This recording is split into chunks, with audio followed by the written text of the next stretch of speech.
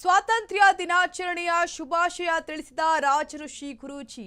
ಸ್ವಾತಂತ್ರ್ಯ ದಿನಾಚರಣೆಯ ಸಂದರ್ಭದಲ್ಲಿ ಮನದಾಳದ ಮಾತು ಹೇಳಿದ ಗುರೂಜಿ ದಿವ್ಯ ಸಂದೇಶದ ಮೂಲಕ ಯುವ ಪೀಳಿಗೆಗೆ ಜಾಗೃತಿ ಮೂಡಿಸಿದ್ದಾರೆ. ಸ್ವಾತಂತ್ರ್ಯ ದಿನಾಚರಣೆಯ ಶುಭಾಶಯ ತಿಳಿಸಿದ ರಾಜಋಷಿ ಗುರೂಜಿ ಸ್ವಾತಂತ್ರ್ಯ ದಿನಾಚರಣೆಯ ಸಂದರ್ಭದಲ್ಲಿ ಮನದಾಳದ ಮಾತುಗಳನ್ನು ಹೇಳಿದ್ದಾರೆ. ದಿವ್ಯ ಸಂದೇಶದ ಮೂಲಕ ಯುವ ಪೀಳಿಗೆಗೆ ಜಾಗೃತಿಯನ್ನ ಮೂಡಿಸಿದ್ದಾರೆ. ಇಂದಿನ ಯುವ ಪೀಳಿಗೆ ಮೊಬೈಲ್ ಸುಳಿಯಲ್ಲಿ ಸಿಲುಕಿ ಒದ್ದಾಡುವ ಸ್ಥಿತಿಗತಿ ಎದುರಾಗುತ್ತಿದೆ. ಸರಿಯಾದ ಮಾರ್ಗದಲ್ಲಿ ಹೋಗುವ ಅಗತ್ಯ ಇದೆ. ಯುವ ಪೀಳಿಗೆಗೆ ಅತ್ಯವಶ್ಯಕವಾಗಿದೆ. ಸಾಮಾಜಿಕ ಕಳಕಳಿಯೊಂದಿಗೆ ದಿವ್ಯ ಸಂದೇಶ ನೀಡಿದ್ದಾರೆ ರಾಜಋಷಿ ಗುರೂಜಿ ಅವರು. ಸ್ವಾತಂತ್ರ್ಯ ದಿನಾಚರಣೆಯ ಶುಭಾಶಯಗಳನ್ನು ಹೇಳಿದ್ದಾರೆ. ಸ್ವಾತಂತ್ರ್ಯ ದಿನಾಚರಣೆ ಸಂದರ್ಭದಲ್ಲಿ ಮನದಾಳದ ಮಾತುಗಳನ್ನ ರಾಜಋಷಿ ಗುರೂಜಿ ಅವರು ಹೇಳಿದ್ದಾರೆ. ಯುವ ಪೀಳಿಗೆಗೆ ತಮಗರಿವಿಲ್ಲದೆ ಬಂಧನಕ್ಕೆ ಒಳಗಾಗ್ತಾ ಇದ್ದಾರೆ. ಮೊಬೈಲ್ ಸುಳಿಯಲ್ಲಿ ಸಿಲುಕಿ ಒದ್ದಾಡ್ತಾ ಇರುವ ಸ್ಥಿತಿಗತಿ ಎದುರಾಗ್ತಾ ಇದೆ.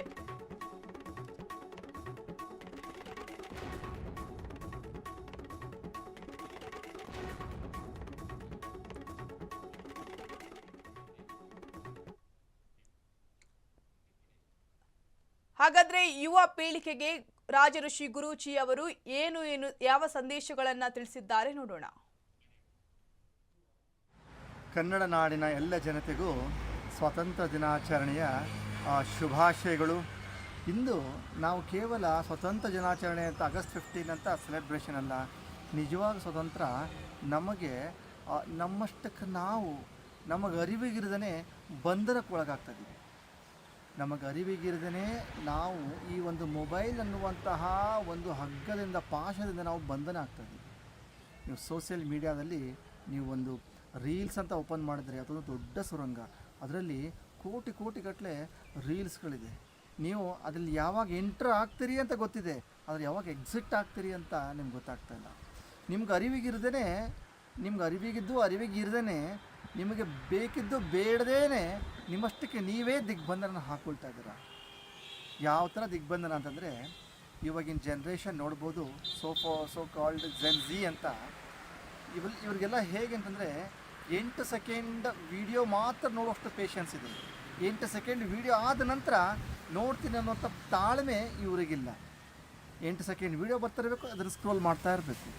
ಅದರಲ್ಲಿ ಸತ್ಯಾಸತ್ಯಗಳನ್ನು ಅನ್ವೇಷಣೆ ಮಾಡಿಕೊಳ್ಳದೇ ಅದನ್ನು ಸುಮ್ಮನೆ ಒಂದು ಆಕರ್ಷಣೆಗೊಂಡು ಅದನ್ನು ಫಾರ್ವರ್ಡ್ ಮಾಡಿಕೊಂಡು ವೈರಲ್ ಮಾಡ್ತಾನೆ ಇರ್ತಾರೆ. ಒಂದು ಬೆಸ್ಟ್ ಎಕ್ಸಾಂಪಲ್ ಅಂದರೆ, ಇತ್ತೀಚಿನ ದಿನಮಾನಗಳಲ್ಲಿ ರೀಲ್ಸನ್ನೇ ಮಾಡಿಕೊಂಡು ಒಬ್ಬರು ಮುಖ್ಯಮಂತ್ರಿಗಳಾಗ್ಬಿಟ್ರು. ಅಷ್ಟೊಂದು ನಮ್ಮ ಮೈಂಡ್ ಅನ್ನೋದು ಈ ಮೊಬೈಲ್ ಕೈಯಲ್ಲಿದೆ. ನಾವು ಮೊಬೈಲನ್ನು ಬಳಸ್ತಾ ಇಲ್ಲ, ಮೊಬೈಲ್ ನಮ್ಮನ್ನು ಬಳಸ್ತಾ ಇದೆ, ಮೊಬೈಲ್ ನಮ್ಮನ್ನು ಯೂಸ್ ಮಾಡ್ಕೊಳ್ತಾ ಇದೆ.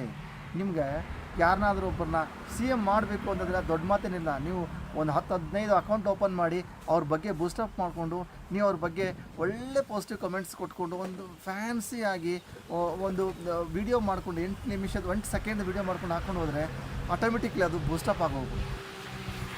ಒಂದು ಕಾಲ ಇತ್ತು, ಯಾವ ಥರ ಅಂತಂದರೆ, ಒಬ್ಬ ವ್ಯಕ್ತಿ ಅವನಲ್ಲಿರುವಂಥ ಹಾರ್ಡ್ ವರ್ಕಿಂದ, ಅವನೊಂದು ಒಳ್ಳೆ ಚರಿತ್ರದಿಂದ ಇಡೀ ಬ್ರಹ್ಮಾಂಡಕ್ಕೆ ಅವನು ತನ್ನ ಸ್ಥಾನಕ್ಕೆ ಗುರುತಿಸ್ಕೊಳ್ತಾ ಇದ್ದ. ಇವಾಗ ಅದೇನಿಲ್ಲ, 8 ಸೆಕೆಂಡ್ ವೀಡಿಯೋದಿಂದನೇ ಜನರ ಮನಸ್ಸನ್ನು ಮರಳು ಮಾಡ್ತಾ ಇದ್ದಾರೆ. ನಾನು ಜನ್ಜಿಗೆ ಹೇಳ್ತಾ ಇದ್ದೆ, ನೀವು ಈ ಥರವಾದಂತಹ ಮಾಯೆಗೆ ಬಿದ್ದು, ವೈರಲ್ ಅನ್ನುವಂಥ ಭೂತದಲ್ಲಿ ಬಿದ್ದು ನಿಮ್ಮ ಜೀವನನ ಕಳ್ಕೊಳ್ಳೋಕೆ ಹೋಗ್ಬೇಡಿ.